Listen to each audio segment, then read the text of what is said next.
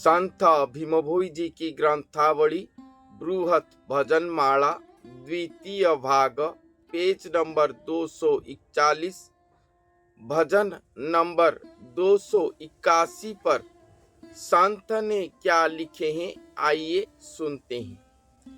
अशेष ब्रह्मांडर करता गो सर्जना पणे बिहि विधाता सर्वे बुड़ी गले पापे विजे कले गुरु रूपे धर्म पद देई कले सुचेता गो अनादि से नारायण होई वृद्ध अवतीर्ण सर्व जीवरे दया बहनता गो। यहाँ पर संत लिख रहे हैं कि ये अशेष ब्रह्मांड की करता सर्जनापण में जो विहि विधाता है वो खुद कलियुग की अंतिम समय पर धरती पर विजय करेंगे। जो समय पर सभी लोग सब भयंकर महापाप पर डूब गए होंगे, उस समय पर स्वयं अशेष ब्रह्मांड करता गुरु स्वरूप पर गुरु रूप में विजय करेंगे धरती पर और सभी को धर्म पद देकर सचेत करेंगे। स्वयं अशेष ब्रह्मांड करता धरती पर गुरु रूप में विजय करेंगे, धर्म पद देकर सभी को सचेत करेंगे। वो खुद अनादि नारायण है, वो खुद अनादि नारायण है, वृद्ध अवतीर्ण होकर आएंगे, सभी जीवों के ऊपर अपना दया भाव रखेंगे। वृद्ध अवतीर्ण अर्थात वृद्ध अवतार, ज्ञान अवतार। और भी वृद्ध का मतलब जो कि सबसे बड़े हैं, वयस्क हैं। आप अगर जितने भी देवी देवता आज तक सृष्टि हुए हैं उनमें से सबसे बड़े पहले कौन थे, अगर आप चिंता करोगे वही अशेष ब्रह्मांड करता ही होंगे, जो कि जब सृष्टि आरंभ से पहले अकेले ही थे और वो अपने महा इच्छा से ये सृष्टि का सर्जना किए। उन्हीं के बारे में यहाँ पर कहा गया है। वही आएंगे गुरु स्वरूप पर, गुरु स्वरूप पर, इसीलिए उन्हें वृद्ध अवतार कहा गया है। वृद्ध अवतीर्ण होकर आएंगे। वृद्ध अवतीर्ण, वृद्ध अवतार का मतलब बुद्ध अवतार नहीं। गौतम बुद्ध को आप सोचेंगे वो उनके बारे में नहीं कहा गया। इसी तरह वो धरती पर विजय करेंगे, सभी जीवों के प्रति दया भाव रखेंगे और सभी को धर्म पद देकर सचेत करेंगे।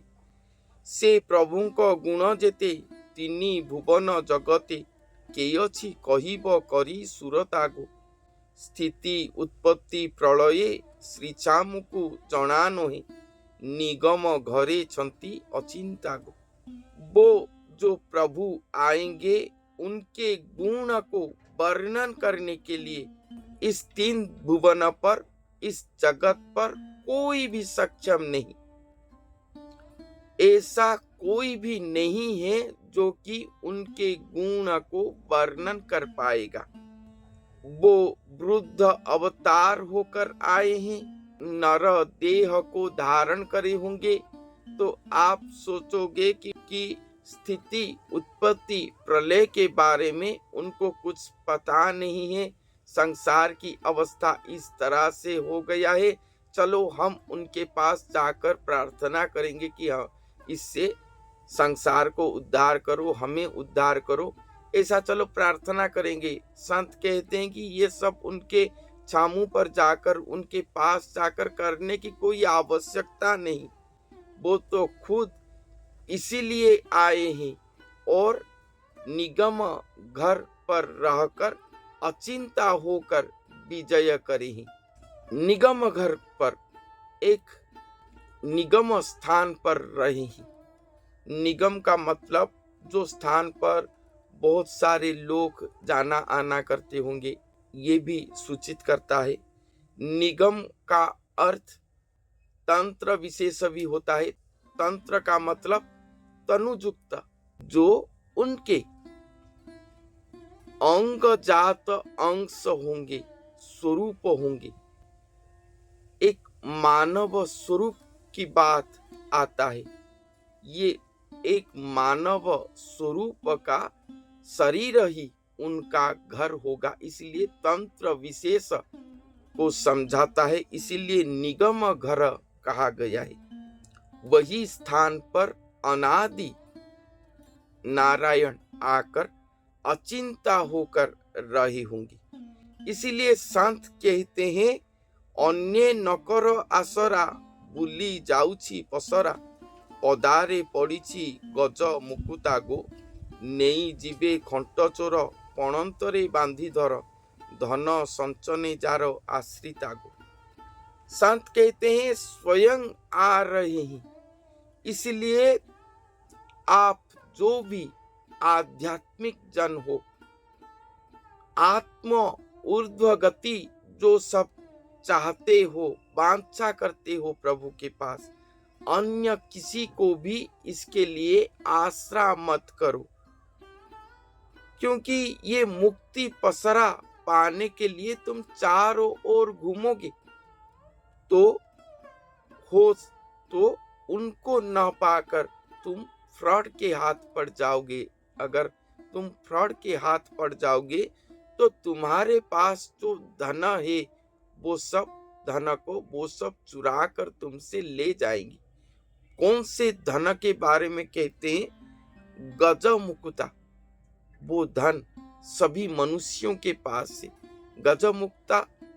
गजमुक्ता का मतलब है हाथी के सिर पर एक मुक्ता की तरह मूल्यवान वस्तु होता है। उसी तरह हर इंसान गज सम है। जैसे आप देखे होंगे, पुराण पर वर्णित है कि गजराज पानी पीने के लिए नदी को जाते हैं और उस समय मगरमच्छ उनके पैर को पकड़ लेते और गजराज उससे रक्षा न पाकर भगवान को वंदना करते हैं, पुकारते हैं और उनके आर्त त्राण को सुनकर स्वयं श्री नारायण प्रभु आकर मगरमच्छ को मारते हैं और गज को उद्धार करते हैं। उसी तरह हर मनुष्य के पास वो गज की तरह एक भक्ति वंदना युक्त कला रहता है, जो कि आत्म कला उसका होता है। जो आत्माधारी देही मनुष्य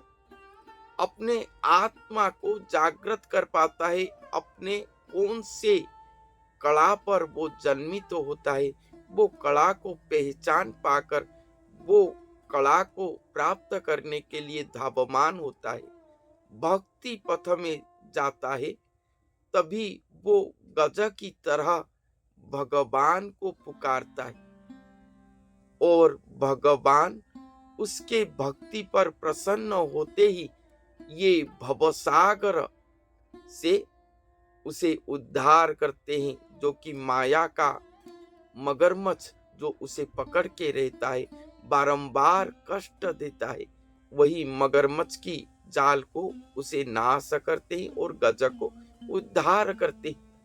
तो ये हर मनुष्य के पास रहता है। हर मनुष्य के पास एक मणि रहता है, उसके पास आत्ममणि उसे कहते हैं। उसका पूर्व जन्म का कला जोग उसके पास रहता है।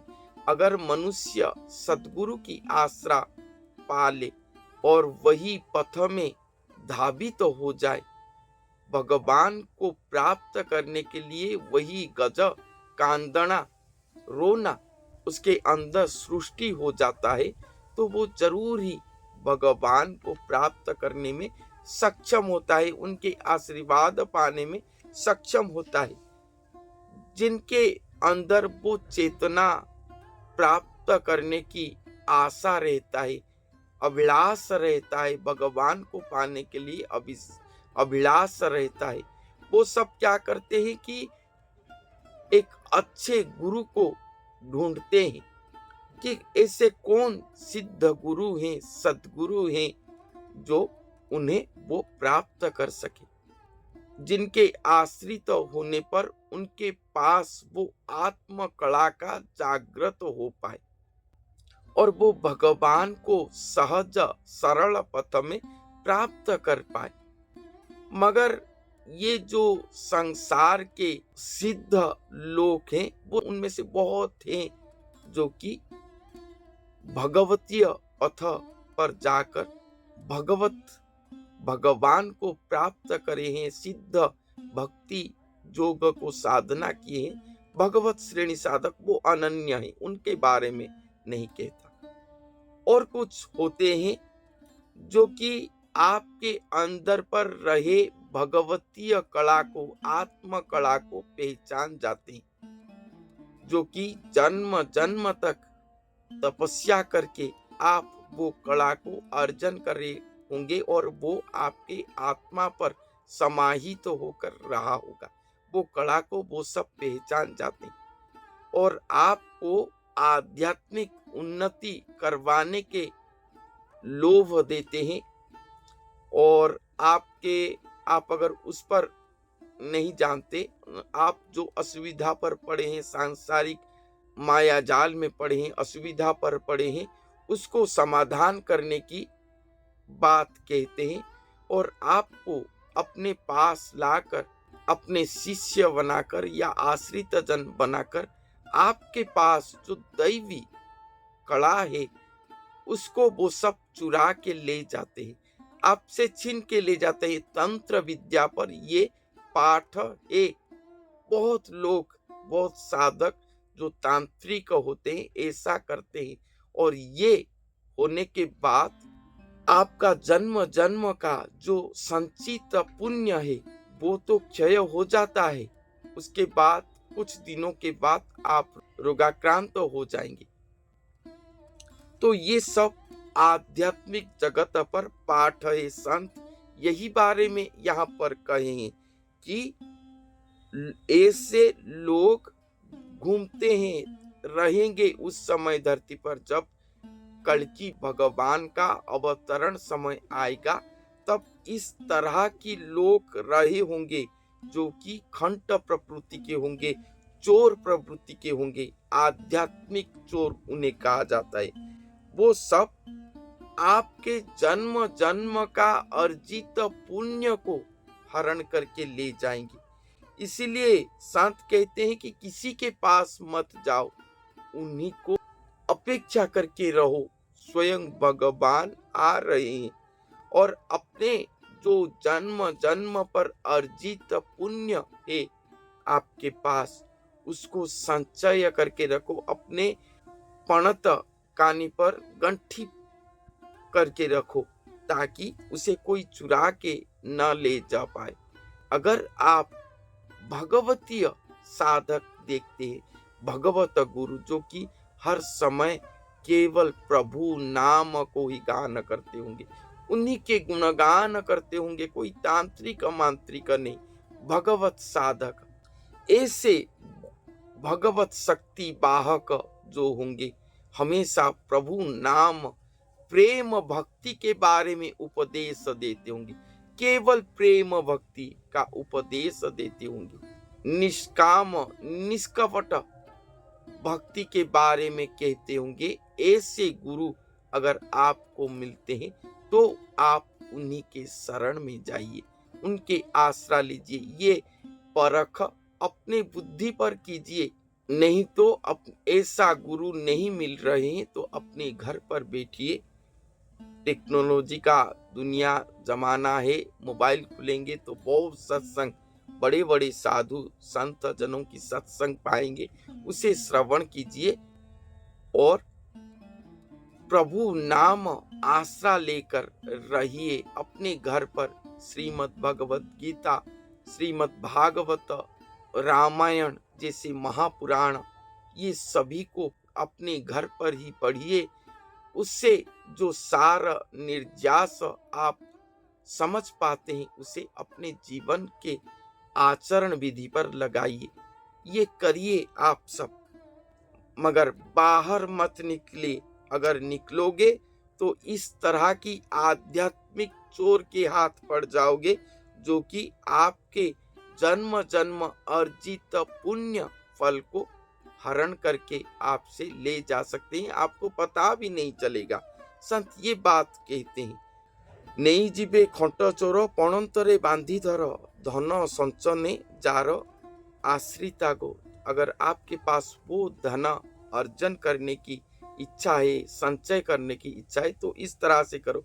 और भी तो आजकल का जमाना अलग सा है।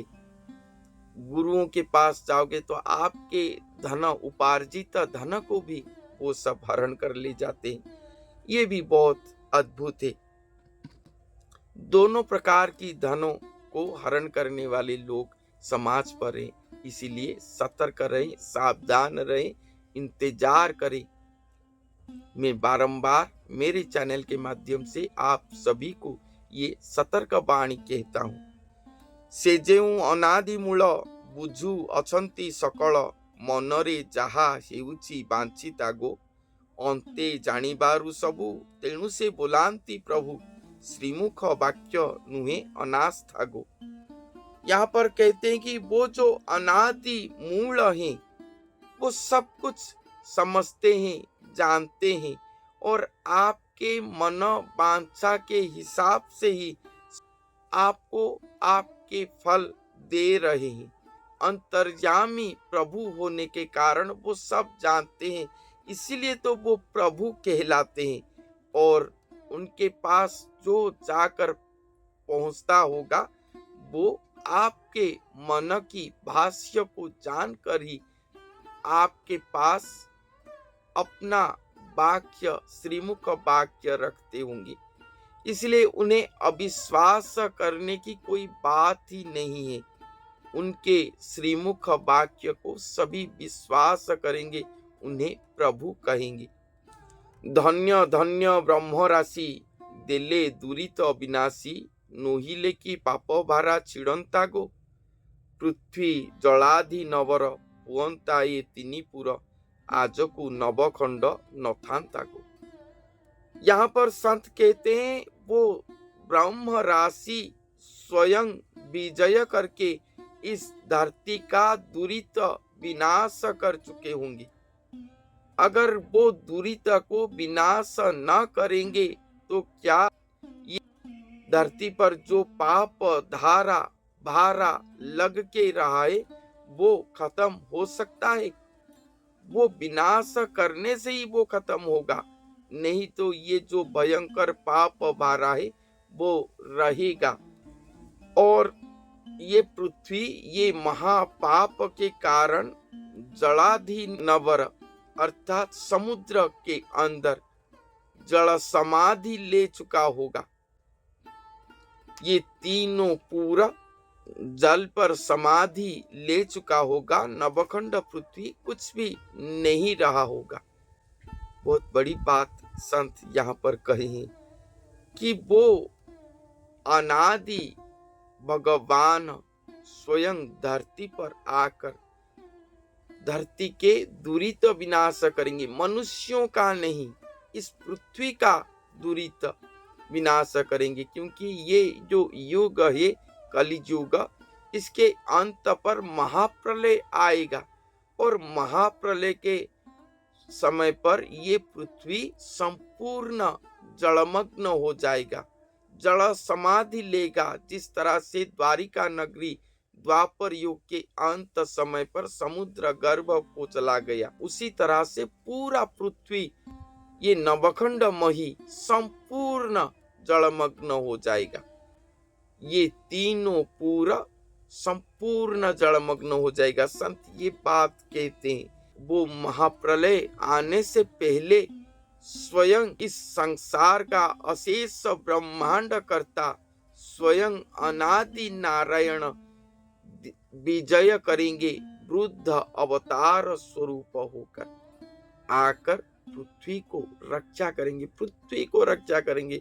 इसीलिए संत अच्युतानंद दास जी ने अपने शून्य संहिता पुस्तक पर लिखे हैं कि विख्यात न करी जगत को तारी गुप्पते थिबे से बसी। वो धरती पर आने के बाद विख्यात नहीं करे होंगे अपने आप को, मगर जगत को उद्धार कर लिए होंगे। जगत को उद्धार करके वो गुप्त पर बैठे होंगे अपने समय को अपेक्षा करके। लोग समझते हैं कि मैं कहता हूं गुप्त पर बैठे होंगे तो ये क्या लीला हुआ, भगवान गुप्त में बैठे लीला करके चले जाएंगे, उन्हें कोई पहचान नहीं पाएगा, तो ये कैसा लीला हुआ। नहीं, उन्हें पहचानेंगे। उनके समय आने पर ही वो जब अपना प्रकट लीला करेंगे, समाज को बताएंगे कि वो कौन है, कहाँ आए हैं, उनका स्वरूप कैसा है, उनका परिचय कैसा है। जब वो बताएंगे तभी सारा समाज उनको पहचान कर उनकी शरण जाएगा। अपने प्रकृष्ट समय पर ही वो प्रकट होंगे संसार पर। वो समय तक इंतजार करना चाहिए। वो समय जब तक नहीं होता तब तक जो लोग सब अपने आप को जगत उद्धार करता कहते हैं, कल्कि कहते हैं, उनसे सब दूर रहिए। और वो आएंगे, अपना प्रकट लीला करेंगे, तो तभी ये पाप भारा की धारा जो दिखाई दे रहा है वो टूटेगा, संपूर्ण ध्वंस होगा। उस समय तक इंतजार कीजिए। ये पाप भारा को वो ध्वंस करेंगे, तभी तो पृथ्वी को जड़ार्णव होने से बचाएंगे। वो मनुष्य पराये देही पूर्व दिगे उदय होई ब्रह्म ज्ञान करिछंती बकतागो भणे भीम हीन भोई कली जुगे देह बही केहू पारिब करी ए कथा को। वो मनुष्य पराय देही हुए हैं, खुद स्वयं मनुष्य नहीं हो गए, मनुष्य की तरह देह को वहन करें। मैंने जो कहा कि एक मनुष्य के शरीर को वहन करेंगे, तो वो मनुष्य के शरीर को वहन करके स्वयं मनुष्य हो जाएंगे, फिर भी वो महादेही महाशून्य देही होकर ही रहे होंगे। देही अदेही स्वरूप पर वो विजय करे होंगे, साकार निराकार स्वरूप पर वो विजय करे होंगे। इसलिए यहाँ पर मनुष्य की तरह देह को धारण करने की बात कहा गया है। पूर्व दिग में वो उदय होंगे, ब्रह्म ज्ञान को वो बखान करेंगे, वर्णन करेंगे। और संत भीम भोई कहते हैं कि कलिजुग पर देह धारण करके कौन भला ये सभी बात जो उन्होंने बताए, वो सभी बातों को कर्म पर रूपांतरण कर सकता है। कौन कर सकता है? वही अवतार पुरुष के अलावा द्वितीय और कोई भी नहीं। वो ही जब आएंगे, देहधारी होंगे, तभी जाके वो इस पृथ्वी का दुरित को विनाश करेंगे, पाप भारा को नष्ट करेंगे और अपने पृथ्वी को जलमग्न होने से रक्षा करेंगे। सभी भक्त सुजन जनों को धर्म पद देंगे और सभी भक्तात्माओं को, सुजन आत्माओं को मुक्ति पसरा देंगे। उन्हीं से यही मुक्ति पसरा प्राप्त करने के लिए, उनके अंग संग पाने के लिए सभी आत्माएं अपने आप को संरक्षण करना चाहिए, संचय करना चाहिए, अपने भक्ति को संचय करना चाहिए, ऊर्ध्वमुखी करना चाहिए। तो जब वो प्रकट होंगे, हम सब उनके पास जाकर बैठ पाएंगे, वो हमें अपने पास बैठा पाएंगे। इसके लिए हमें सुनिश्चित ही प्रयासरत होना चाहिए। कौन से समय पर आएंगे, ये बहुत लोग प्रश्न पूछते हैं, समय नहीं बताते, समय नहीं बताते। ये जो भविष्य मालिका पर जो सब लक्षण बताया गया है, ये सभी लक्षण तो अभी के समय को ही बताता है ना। हाँ, मसीहा हम नहीं कहते, क्योंकि भगवान अपनी महा इच्छा पर प्रकट होंगे, तो कैसे हम उन्हें कोई समय के अंदर बांध पाएंगे, ये गलत होगा। महापुरुषों ने अनेक समय दिए हैं, उस पर मत जाइए। संसार के लक्षण गति को देखकर उससे अंदाज